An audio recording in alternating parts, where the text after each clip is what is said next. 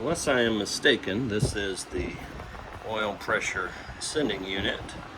And while I have the engine out, I think I'm going to remove this and put my oil pressure test gauge in and turn the engine over, see what kind of oil pressure we're getting at an idle.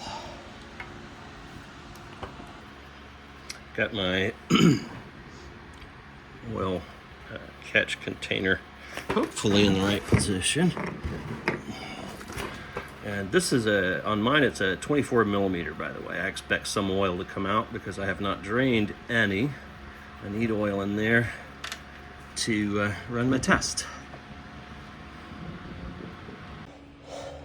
I've run into an interesting issue. Let's see if anybody has any ideas about this. The oil pressure sending unit is an M10 with a thread pitch of 1.0, and this fits into my gauge quite easily. It also goes in and out of the engine block easily.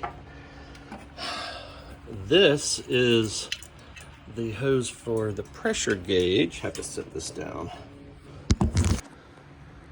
The pressure gauge hose also shows to be a M10 with a thread pitch of 1.0. It goes into my gauge easily as well, and so does this 90-degree adapter. However, neither this 90-degree adapter nor the hose will go in. It'll only turn about one full turn, and it's a hard stop.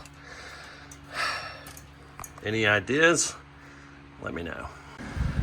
I think I have it primed up. I've gotten my gauge fitting hooked up to the oil pressure sending unit, and although I'm only going to be able to turn the engine over at about, I'm guessing 300 RPM or so, I should still be able to see some oil pressure here. Let's see if I can get it to go.